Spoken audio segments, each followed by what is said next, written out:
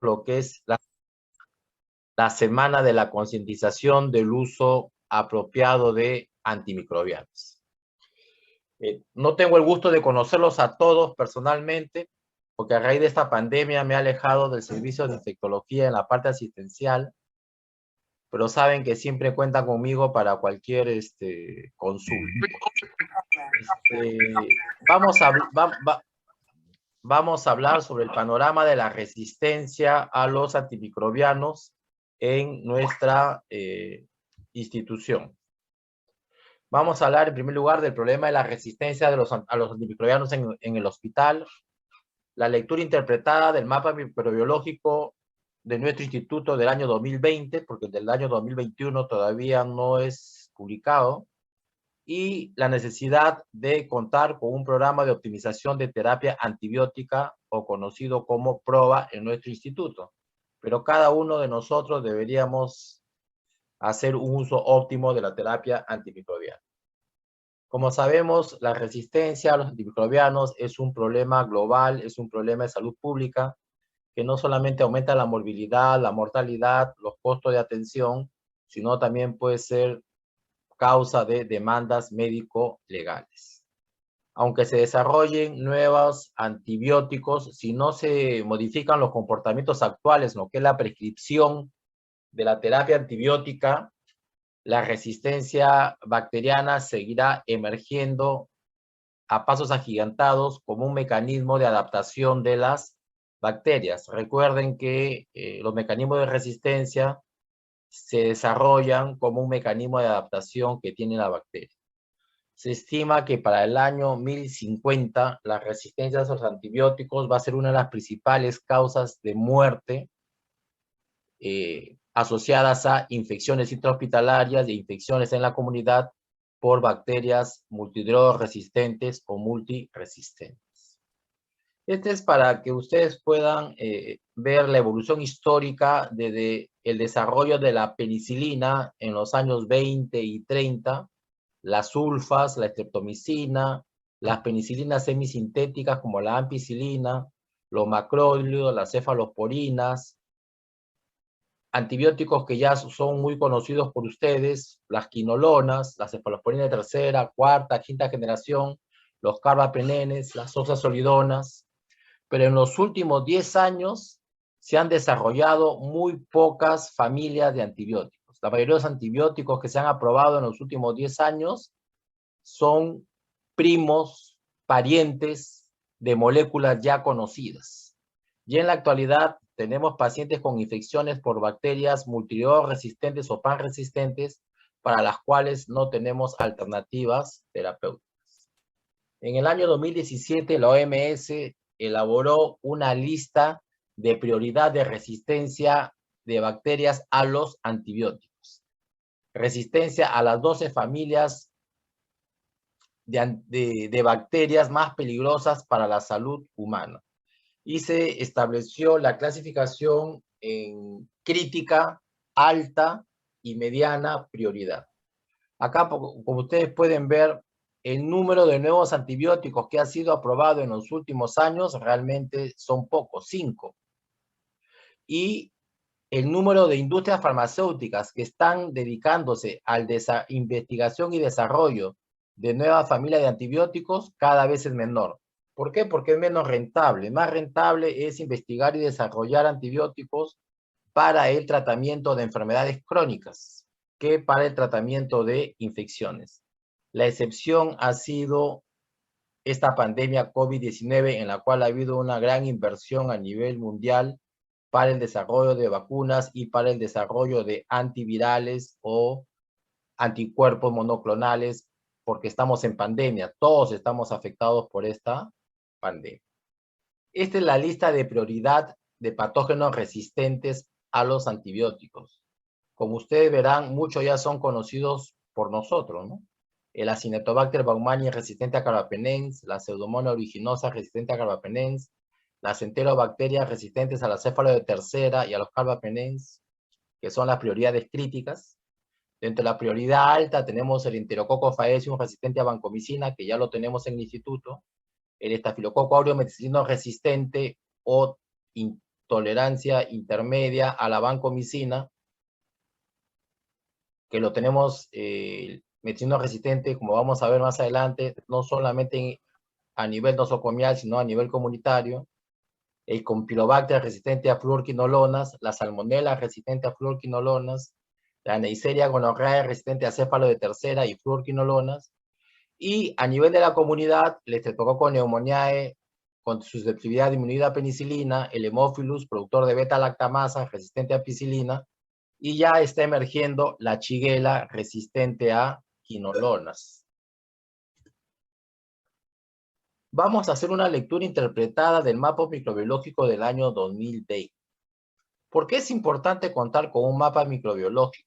¿Por qué? Pues nos va a ayudar a guiar la elección de la terapia empírica inicial apropiada, nos va a ayudar a desarrollar guías clínicas, a monitorizar la tendencia de la resistencia en el transcurso del tiempo, y podemos estratificar estos patrones de resistencia en infecciones adquiridas en la comunidad versus infecciones adquiridas en el hospital, y dentro del mismo hospital, los patrones de resistencia en los diferentes servicios. No es lo mismo cuidados intensivos, quemados, o en un hospital general, infecciones en pediatría de infecciones en la población adulta. Acá les presento lo que es aislamientos, bacterias aisladas en hemocultivos en el servicio de emergencia en el año 2018. ¿Por qué estoy presentando el año 2018? Porque es un año prepandémico, para ver qué diferencias hay con el año 2020. El primer comentario que podemos hacer es que al ser hemocultivos tomados en el servicio de emergencia, son hemocultivos de pacientes que vienen con infecciones de la comunidad. Son hemocultivos tomados dentro de las primeras 24 horas de admisión al servicio de emergencia. Por lo tanto, no cumplen criterio de infección nosocomial. En la gran mayoría son infecciones adquiridas en la comunidad. Si bien es cierto, debido a que somos una institución de tercer nivel, un grupo importante de pacientes son portadores de comorbilidades y tienen factores de riesgo de gérmenes adquiridos en el hospital, pueden haber estado colonizados previamente en el hospital y adquirir infecciones por estos agentes en la comunidad. Por lo tanto, cuando hablamos de infecciones adquiridas en la comunidad, debemos hablar de infecciones adquiridas en la comunidad sin factores de riesgo nosocomial, de aquellas adquiridas en la comunidad, pero con factores de riesgo nosocomial. ¿Por qué? Porque ya han estado hospitalizados previamente o acuden rutinariamente al instituto. Entonces, cuando hablamos de los patógenos más importantes aislados de hemocultivos de la comunidad en el servicio de emergencia, o sea, causantes de infecciones severas, lo que predominan son los cocos gram positivos. Staphylococcus aureus, Streptococcus pneumoniae y Streptococcus pyogenes. Si bien es cierto, la mayoría de los aislamientos en hemocultivos son estafilococos coagulasa negativos o estafilococo epidermidis o estafilococo hominis, en la gran mayoría estos representan contaminantes, porque ustedes saben que los factores de riesgo para hacer infección por estas bacterias usualmente es tener un catéter central o tener una neutropenia severa. Y la gran mayoría de los pacientes admitidos a emergencia no tienen neutropenia severa ni tienen un catéter venoso central. Por lo tanto, representan contaminación.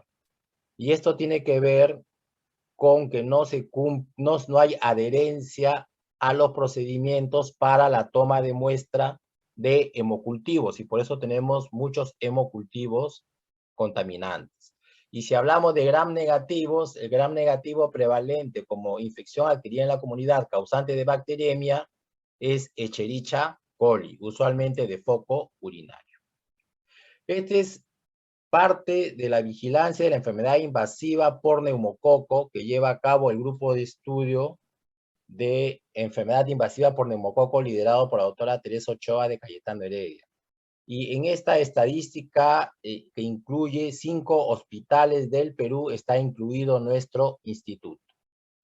Cuando nosotros hablamos de resistencia del neumococo a la penicilina, para poder catalogar a un neumococo como resistente a la penicilina, necesitamos contar con el MIC, con la concentración inhibitoria mínima. Si bien es cierto, in vitro, en la sensibilidad del disco, la sensibilidad al disco de oxacilina nos habla de un neumococo sensible a todos los beta-lactámicos, la resistencia al disco de oxacilina no necesariamente nos indica resistencia a beta-lactámicos. Entonces, si tenemos un neumococo que es resistente al disco de oxacilina, tenemos que determinar el MIC para determinar si realmente tiene resistencia y cuál es su nivel de resistencia. Pero este cuadro yo quiero que presten atención a estos otros antibióticos. Acitromicina, clindamicina, cotrimoxazol y tetraciclina. Miren, la frecuencia de resistencia de las cepas aisladas en enfermedad invasiva supera el 30%. Entonces, cuando ustedes deciden tratar una infección probablemente neumocócica con acitromicina, clindamicina, cotrimoxazol o doxiciclina, la probabilidad de falla terapéutica es al menos 30%. Por lo tanto, no son buenos antibióticos para terapia empírica inicial si yo sospecho enfermedad neumocócica. Sin embargo, en el hospital es común la asociación ceftriaxona con clindamicina para neumonía supurada. Cuando hablamos de neumonía supurada, sabemos que los agentes más frecuentes son neumococo y estafilococo, cuando hablamos de neumonía supurada de la comunidad. ¿Cuál es la utilidad de asociar clindamicina si la estadística bacteriológica nos dice que más de 30% son resistentes a la clindamicina de los neumococos? Y como vamos a ver más adelante, lo mismo sucede con los estafilococos. Por lo tanto, para neumonía supurada en nuestro medio, la asociación ceftriaxona más clindamicina no estaría justificada. Lo que se debería dar es ceftriaxona más vancomicina, porque la sensibilidad a vancomicina es alta. No tenemos neumococo resistente a vancomicina. ¿Ok? Este es de las cepas que fueron testeadas en disco, pasaron a ser testeadas por MIC. Y como ustedes pueden ver, 82% de las cepas de neumococo no meningias son sensibles a la penicilina. Por eso que en una neumonía adquirida en la comunidad no complicada, ampicilina a dosis altas sigue siendo el antibiótico de elección. Pero para cepas meningias, 33% de resistencia. Por lo tanto, ya ampicilina no es antibiótico de elección para meningitis. Cuando hablamos de ceftriaxona, para cepas no meningias, 88% de sensibilidad. Pero para cepas meningias, solo 75%. O sea, ya hay 25% de neumococos causantes de meningitis que tienen susceptibilidad disminuida a ceftriaxona. Es por eso que la terapia empírica inicial en meningitis bacteriana por probable neumococo en nuestro medio debe ser ceftriaxona 100 miligramos por kilo más vancomicina 60 miligramos por kilo para cubrir la posibilidad de neumococo con susceptibilidad disminuida a la ceftriaxona. Y hablando ya ahora de estafilococo, que es el otro coco gram positivo causante de infecciones en la comunidad. Estos son frecuencias de aislamiento de estafilococo aureus por localización en nuestro instituto. En esta estadística no diferencia cepas de la comunidad de cepas nosocomiales. Lo que quiero hacer hincapié es a aislamientos en hemocultivos de emergencia, que es una expresión de los neumococos adquiridos en la comunidad. ¿En qué muestras usualmente se aísla estafilococo en la comunidad? ¿No? Como ustedes saben, usualmente el estafilococo se aísla en la comunidad de infecciones de piel y tejidos blandos, abscesos, hemocultivos, y en el hospital usualmente de secreciones respiratorias. Cuando analizamos los hemocultivos ya del año 2020, hemocultivo del año 2020, ¿no? Vemos 7 aislamientos de estafilococo en hemocultivos, o sea, bacteremia por estafilococo, 7 casos, ¿ok? Cuando evaluamos los patrones de resistencia, miren, sensibilidad a oxacilina de estos 7, solamente el 60%. Significa que el 40% eran meticilinos resistentes. Ahora, la idea de mostrarles este cuadro no es para decirles que el 40% de los estafilococos de la comunidad son meticilinos resistentes. La idea es alertarlos de la posibilidad de que en nuestro medio ya tenemos estafilococo aureus meticilino resistente adquiridos en la comunidad. Por lo tanto, si yo estoy frente a una infección por estafilococo, probable por estafilococo aureus severa que amenaza la vida, la combinación no es oxacilina más clindamicina, es oxacilina más vancomicina. ¿Por qué? Porque más del 10% son resistentes a clindamicina. Y cuando yo tengo una infección que amenaza la vida, mi margen de falla terapéutica debe ser menos del 10%. En segundo lugar, si yo tengo estafilococos que son resistentes a eritromicina y sensibles a clindamicina, yo tengo que hacer el MLS test para determinar si realmente es sensible a clindamicina y no porta el gen de inducción de resistencia a clindamicina. Porque si el MLS test es positivo y yo le doy clindamicina, el paciente me va a fallar.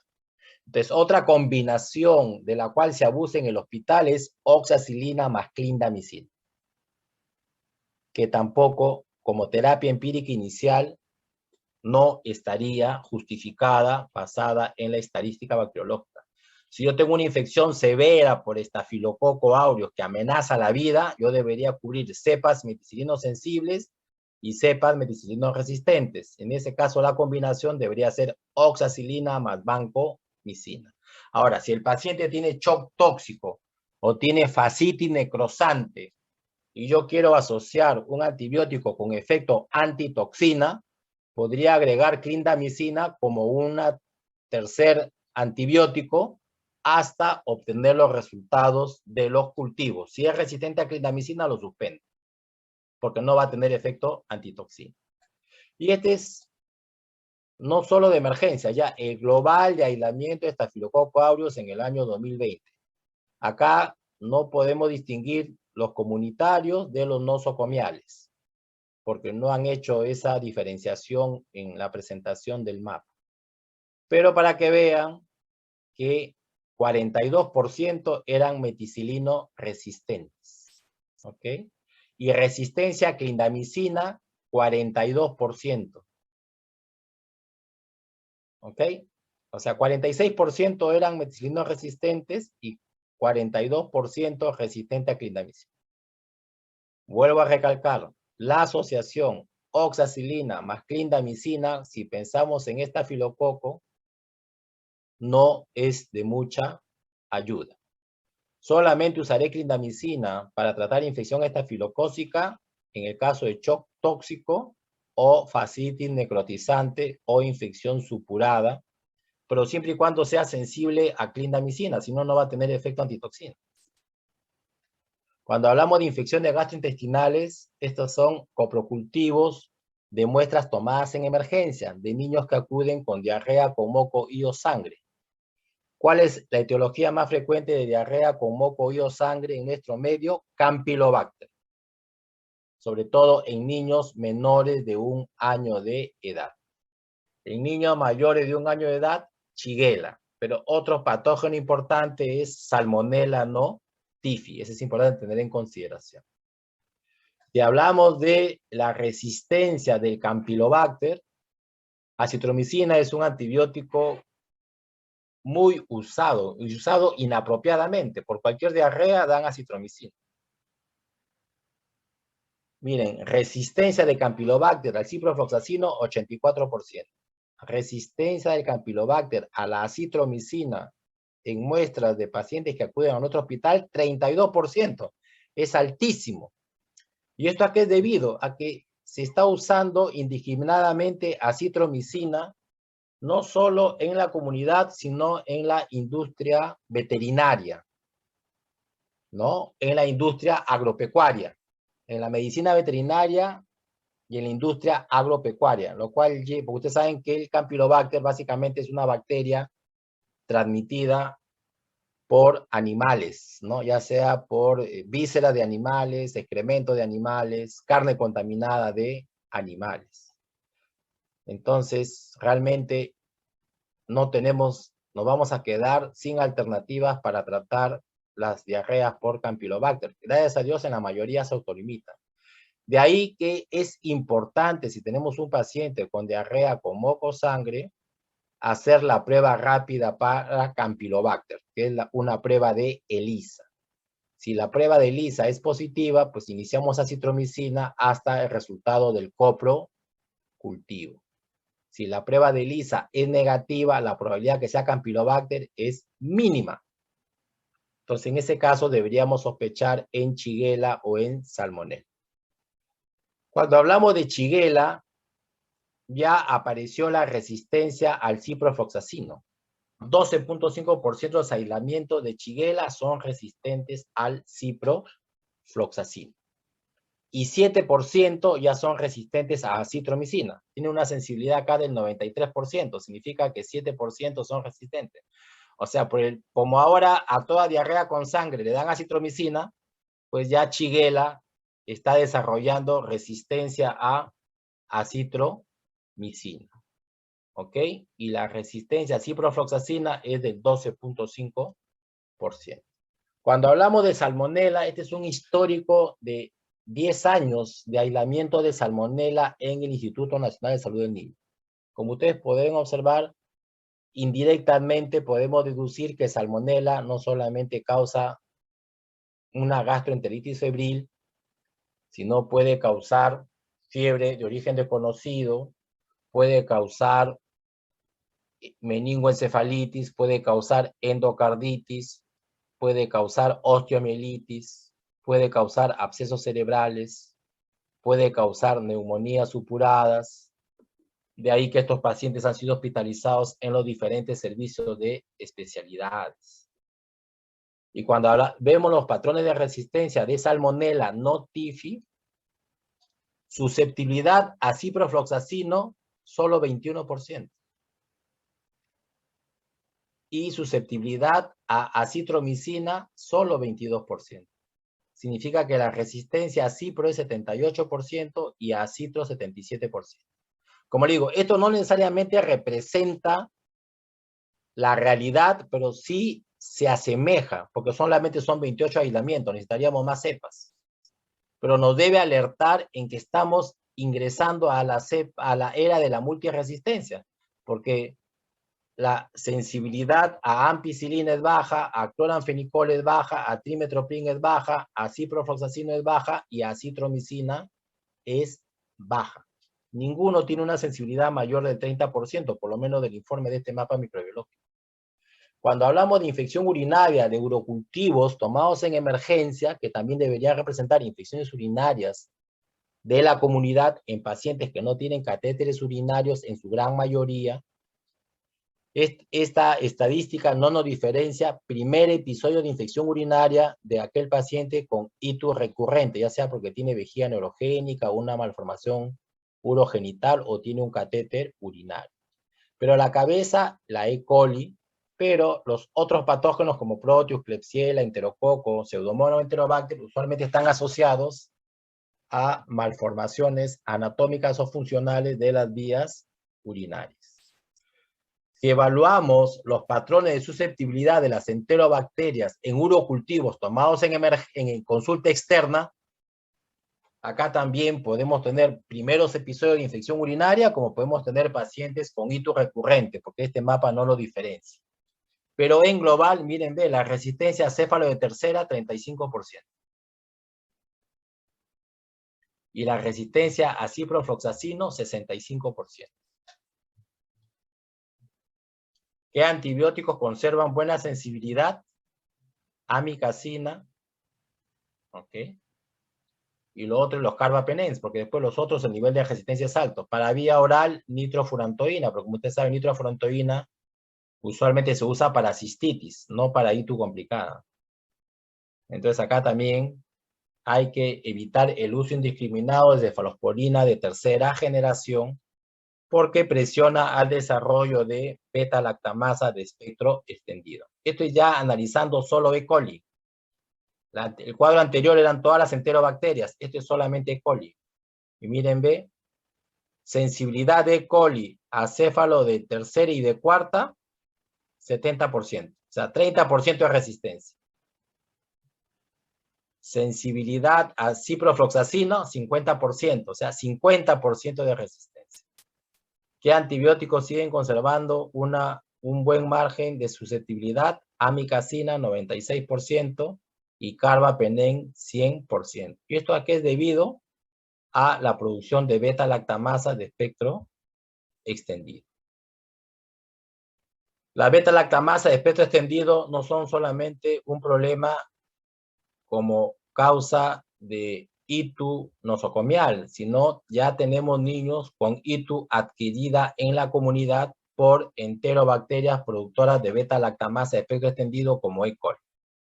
Le vuelvo a recalcar, en este mapa de la comunidad no me diferencian aquellos primeros episodios de infección urinaria de aquellos que ya tienen ITU recurrente y vienen de la comunidad, que serían temas para tesis de residentes para investigar. ¿Qué porcentaje de primeros episodios de ITU de la comunidad son por E. coli ble positiva? Sería un buen trabajo de investigación. Otro buen trabajo de investigación sería cuál es la prevalencia, las características clínicas epidemiológicas de los pacientes con bacteremia por estafilococo aureus metilino resistente de la comunidad. Eso también sería interesante que alguno de ustedes investigue. En general, cuando nosotros analizamos la susceptibilidad de la BLE, como saben, la beta-lactamasa de espectro extendido confieren resistencia a céfalo de primera, segunda, tercera, y usualmente portan corresistencia a quinolonas, aminoglicósidos, cotrimosazol y tetraciclina. Y cuando hablamos de BLE, pues puede salir, basta que en el cultivo les informen que es BLE positivo para que no usen céfalos de tercera ni de cuarta. ¿Ok? Por eso es 100% de resistencia, porque el paciente va a fallar. Y 80% de corresistencia con ciprofloxacino. Por lo tanto, quinolona para terapia empírica no es elección si ustedes sospechan infección por una enterobacteria productora de beta-lactamasa espectro extendido. Ahora, cuando hablamos de UCI, la cosa es diferente, ¿no? Cuando hablamos de UCI, ¿no? Y hemocultivos, predominan los gram negativos. Pseudomonas, Klebsiella, E. coli, Acinetobacter, Proteus, Tenotrophomonas. Entonces, los gram negativos son un problema en infecciones adquiridas en el hospital, sobre todo infecciones en pacientes críticos de cuidados intensivos. Si bien es cierto, los coco gram positivos predominan en la frecuencia de aislamientos, acá también la pregunta que nos tenemos que hacer es, ¿son contaminantes o son verdaderos patógenos? Si el paciente es portador de un catéter venoso central o tiene una neutropenia severa, probablemente sean responsables de una infección del torrente sanguíneo asociada a catéter o de una bacteremia en un paciente neutropénico. Pero si no tiene esos factores de riesgo, probablemente sean contaminantes. Por eso es importante, en UCI yo debería tomar al menos 2 a 3 hemocultivos si el paciente tiene catéter central. Y si es posible, una muestra obtenida de sangre a través del catéter y otra de una muestra de sangre periférica, para poder discriminar si estoy frente a un patógeno, a un rol patógeno o a un contaminante. Este es aislamientos de todas las muestras, no solamente hemocultivos, sino todas las muestras de UCI. Como ustedes pueden ver, predominan los gram negativos. Estafilococo aureus, solamente 8 aislamientos. Sin embargo, la combinación mero banco es una de las combinaciones más usadas. Realmente estamos usando indiscriminadamente la vancomicina. De acuerdo a la estadística bacteriológica, los principales agentes causales de infecciones en la unidad de cuidados intensivos no es el estafilococo aureus, sino son los enterobacterias y los bacilos gram negativos no fermentadores. ¿En quiénes deberíamos asociar vancomicina? En paciente que tiene una infección asociada a catéter venoso central, un paciente que tiene una sepsis hasta obtener los resultados del cultivo, paciente que tiene neumonía o paciente que tiene infección de piel y tejidos blandos o tiene una osteoartritis.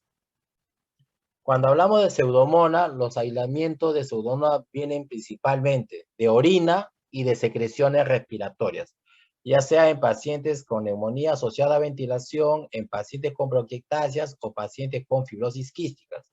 Y cuando hablamos de orina, hablamos de niños con vejiga neurogénica o alteraciones anatómicas de las vías urinarias. ¿Y qué nos muestra los patrones de susceptibilidad? Que la resistencia a Pseudomonas se expresa en todas las familias de antibióticos con actividad anti-Pseudomonas. El único antibiótico que al momento conserva in vitro, no in vivo, in vitro, una susceptibilidad del 100% a Pseudomonas es colistina. Pero ya hay estudios en los cuales se ha demostrado que la susceptibilidad in vitro, en el caso de Pseudomonas multiresistente y sensible a colistina, no predice el éxito terapéutico. Y de ahí que el CLSI, que es el ente regulador de lo que es los patrones de resistencia, ha recomendado que si una sensibilidad en disco de una Pseudomonas multiresistente me informa colistina como sensible, yo debería considerarlo como intermedio, no como sensible, porque no me predice en un 100% que in vivo va a haber susceptibilidad porque el punto de corte no está bien definido. Entonces, como ustedes pueden ver, tenemos resistencia de Pseudomonas, no solamente a cefalosporina de tercera, cuarta generación, monobactámicos, aminolicósidos y quinolonas, sino también ya tenemos resistencia a los carbapenems, ya sea por producción de carbapenemasas o ya sea por producción de beta-lactamasa de tipo AMC asociado a cierre de porinas o bomba de eflujo. Y el otro problema que tenemos es el enterococo vancomicino resistente, que básicamente es el enterococo faecio, para el cual no tenemos alternativas en el petitorio, porque el Inesolid no está incluido en el petitorio. Cestorilone no está incluido en el petitorio. Daptomicina no está incluido en el petitorio. Por lo tanto, un paciente que nos haga una sepsis o una bacteremia por un enterococo faecium resistente a vancomicina está condenado a la muerte. Es como si estuviera en la era pre-antibiótica. Entonces, ¿qué es importante recalcar? El éxito del tratamiento antibiótico no solamente depende de la susceptibilidad in vitro, que nos puedan informar por el sensibilidad en disco, sino es importante conocer la concentración inhibitoria mínima y conocer las características farmacocinéticas y farmacodinámicas del antibiótico. No todos los antibióticos son iguales, por lo tanto también depende del antibiótico, porque puede ser que in vitro sea sensible, pero es un antibiótico que no llega al sitio de la infección, o sea, no llega al sistema nervioso central, no llega a las vías urinarias o no llega al hueso, o no alcanza buenas concentraciones en sangre, sino rápidamente difunde al intersticial y al intracelular. Depende de dónde está localizada la infección y depende de la fisiopatología del paciente. Es un paciente que está en UCI, es un gran quemado, es un obeso, es un paciente edematoso. Entonces, todas estas variables de estas variables va a depender el éxito del tratamiento antibiótico. Por lo tanto, cuando a mí me informan un cultivo por una bacteria sensible a determinado antibiótico, por sí sola no me predice éxito terapéutico. Depende de las características propias del paciente, de dónde está localizada la infección y del tipo de antibiótico si es que llega al sitio de infección. En cambio, cuando una bacteria en el cultivo me la informan resistente, eso sí me predice en gran medida, en más del 90%, que si yo le doy ese antibiótico, el paciente va a fallar. Con clara seguridad. Si es que es el responsable de la infección, ¿no? Por lo tanto, ¿qué es importante? La optimización en el uso de antibióticos, que es el planeamiento y manejo responsable de los antibióticos. ¿En qué consiste? En promover el uso óptimo de antibióticos en la elección apropiada, a la dosis apropiada, por la vía apropiada, con la duración apropiada, tomando en consideración los factores de huésped del paciente. Por lo tanto, debemos individualizar cada caso. Si bien es cierto, contamos con guías clínicas que nos recomiendan la dosis, intervalo y duración de determinados antibióticos, yo debo individualizarlo en casos especiales basados en las condiciones del paciente. ¿Cuáles son los objetivos? Mejorar el tratamiento con mejor resultado clínico, disminuir la toxicidad y los eventos adversos, limitar la selección de resistencia a los antimicrobianos y disminuir los costos de atención. De ahí que es muy importante la implementación de los programas de optimización de terapia antibiótica conocidos como PROAs. Pero cada uno de nosotros debe ser un PROA. Si bien es cierto, el hospital debe tener su programa de PROA, cada uno de nosotros debe hacer su propio PROA. ¿Qué es importante para implementar un PROA en el hospital? El compromiso de la gestión del hospital, porque tiene que dar recursos. Un médico líder del programa, un experto en antibióticos, que puede ser un infectólogo, un pediatra o un farmacólogo clínico, pero tiene que estar entrenado en farmacología clínica, ya sea el infectólogo o el pediatra. Hay que implementar las acciones del antibiótico time out. ¿En qué consiste? Que si bien es cierto, yo inicio una terapia empírica inicial en infecciones severas, a las 48 a 72 horas yo debo reevaluar mi esquema empírico inicial con los resultados microbiológicos para determinar si tengo que reducir el espectro de actividad, tengo que ampliar el espectro de actividad, ¿ok? O tengo que cambiar de antibióticos, o tengo que suspender el antibiótico. Por ejemplo, ahora que estoy yo en COVID, nos ingresan algunos pacientes con bronquiolitis con tratamiento con antibióticos. ¿Por qué? Porque tenían atelectasia. Entonces lo que hacemos es, suspendemos el antibiótico, una vez que reevaluamos el caso y vemos que no era necesario darle antibiótico, no completarle el tratamiento antibiótico innecesario.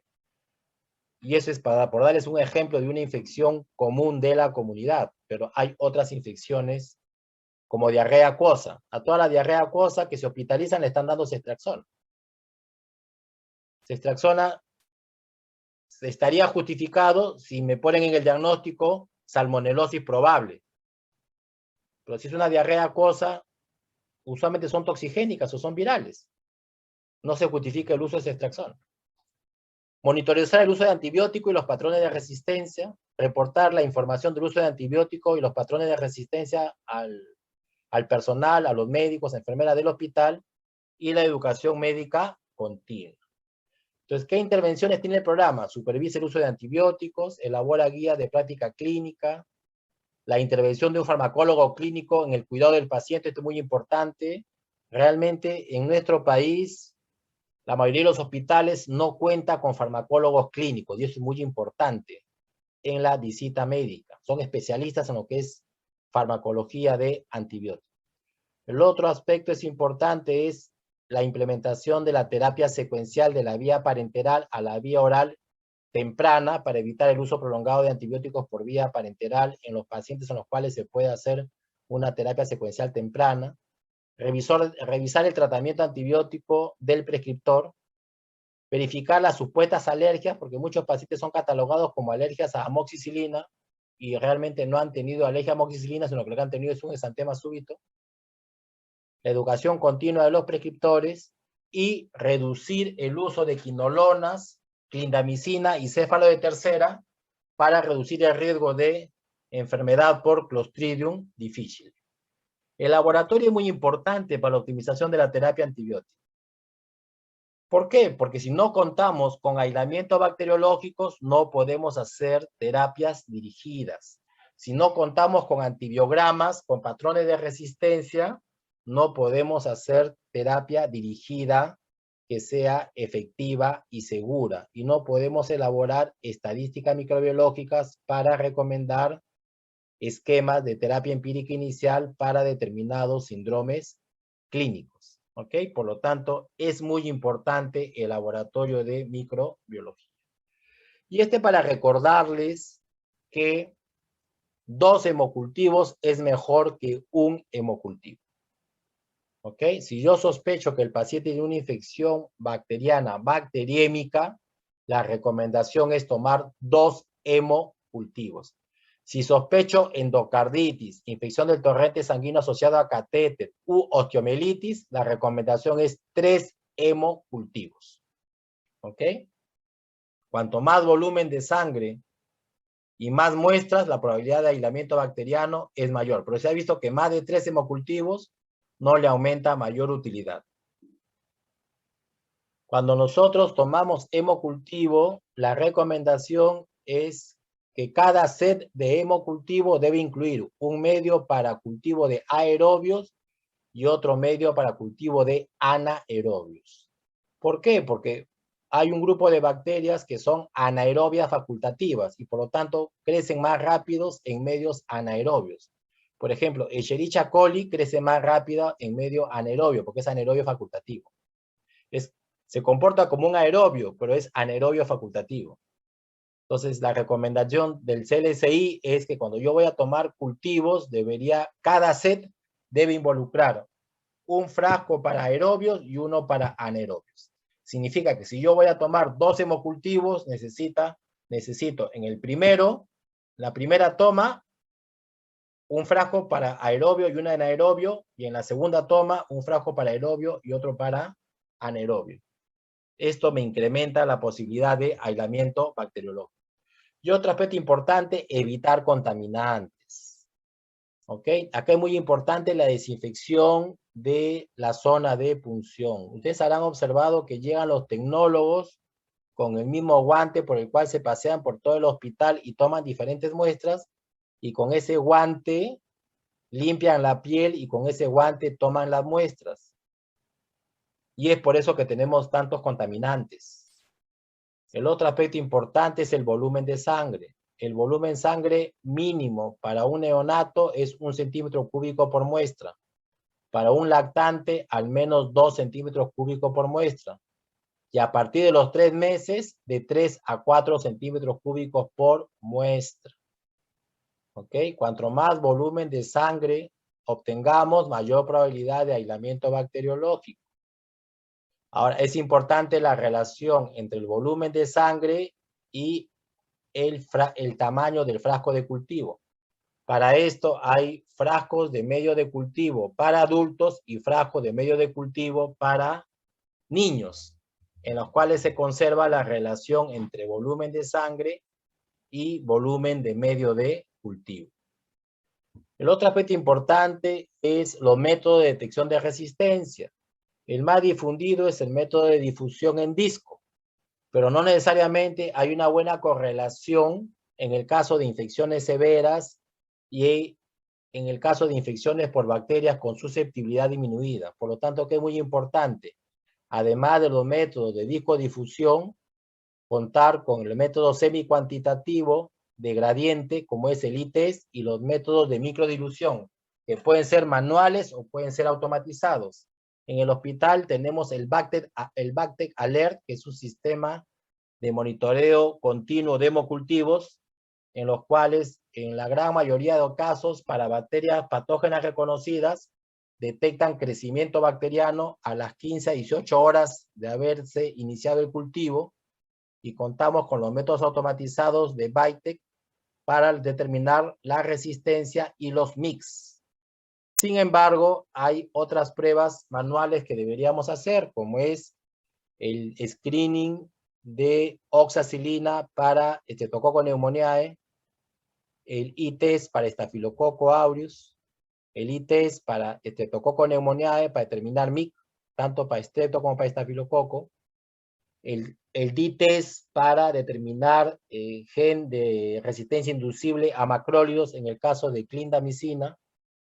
Entonces, estas son medidas complementarias que hacen los laboratorios. Igual, el test para detección de carbapenemasas o de beta-lactamasa espectro extendido, que también son otras pruebas que hacen en el laboratorio. Entonces, de acá viene el concepto de lectura interpretada del antibiograma. El antibiograma lo puede leer cualquier persona, porque es cuestión de saber leer.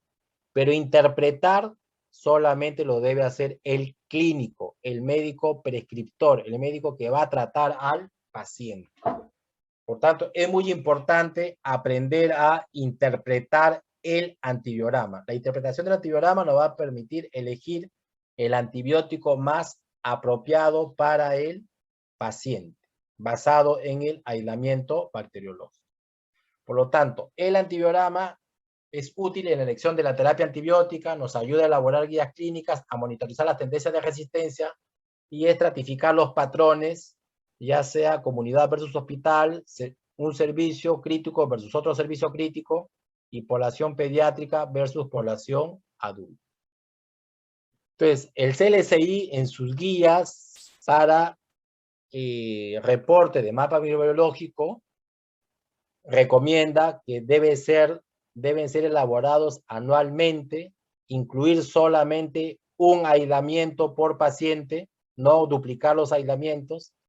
Para incluirlo en la estadística debe haber por lo menos 30 aislamientos, por lo menos, y calcular la susceptibilidad, no la resistencia, sino calcular el porcentaje de susceptibilidad. ¿Ok? Y para determinados agentes como Streptococcus pneumoniae, Streptococcus viridans y Staphylococcus aureus, es importante la determinación del MIC por i-test para poder detectar las cepas con susceptibilidad intermedia o cepas que algunos consideran como de resistencia heterogénea. Las pruebas de diagnóstico microbiológico no solamente deben darse para bacterias, sino también para virus, para hongos. Debemos contar con estas pruebas las 24 horas del día, los 7 días de la semana, durante todo el año. Y debemos contar también con pruebas de diagnóstico rápido, ya sea para detección de antígenos. Y algo muy importante con lo que contamos ahora es la prueba de biología molecular. Por ejemplo, actualmente, si yo tengo un paciente que sospecho una infección del sistema nervioso central, además de hacer el APL y enviar muestra para cultivo, deben enviar muestra para PCR múltiplex para agentes patógenos causantes de infección del sistema nervioso central. ¿Ok? Debemos usar estos recursos. La procalcitonina, ¿en qué situaciones me puede ayudar? En la mayoría de los casos no es necesaria la procalcitonina, pero en pacientes en cuidados intensivos en los cuales presenten otras condiciones que puedan elevar la proteína C reactiva y no ser infecciosas, la procalcitonina me puede ayudar para determinar si es que este paciente ya yo le puedo suspender el antibiótico porque probablemente el PCR no se normaliza a causa de otras condiciones no infecciosas. Es importante que estos programas de control antibiótico cuenten con una supervisión. Puede ser una auditoría prospectiva, o sea que el médico tratante prescribe el antibiótico y dentro de las 48 horas el médico del programa evalúa la prescripción y coordina con el prescriptor y le da su opinión si estaba bien o no estaba bien prescrito. Puede ser la preautorización, que para prescribir un antibiótico primero tiene que ser aprobado por el médico del programa, o puede ser lo que se conoce como el handshake, que es que si se va a usar un antibiótico de reserva, se consulta con el médico del programa, que en este caso es un infectólogo, discuten el caso y por mutuo acuerdo deciden cuál es la terapia óptima del paciente. Entonces, lo que todos hacemos en emergencia y muchas veces en hospitalización es la terapia empírica inicial. ¿Todo paciente debe tener terapia empírica inicial? No. Depende de la localización de la infección y depende de las características del paciente. Si es un paciente que no es inmunocomprometido, no está severamente enfermo y la infección que yo sospecho no es una infección que pueda comprometer la vida dentro de las 48 a 72 horas, yo tomo la muestra de cultivo y espero el resultado a las 48 a 72 horas. Pero si es un paciente de alto riesgo, es un paciente con infección severa, es un paciente en que yo preveo que el retardo en la terapia antibiótica apropiada puede estar asociada a mayor morbilidad o mortalidad, yo después de tomar cultivos indicaré una terapia empírica inicial basada en la estadística microbiológica y las características del paciente, con el objetivo de reducir la mortalidad y la morbilidad. Pero a las 48 a 72 horas, basado en la evaluación clínica, el reporte microbiológico, la interpretación del antibiograma y el criterio clínico, yo decidiré si suspendo el antibiótico, si continúo con la misma terapia empírica, si escalo a otro antibiótico o si reduzco el espectro de actividad antibiótica, con el objetivo de evitar el uso innecesario de antibióticos, reducir la presión de resistencia, reducir los eventos adversos y reducir los costos de atención. ¿Ok? Muchas gracias. Si tuvieran alguna pregunta.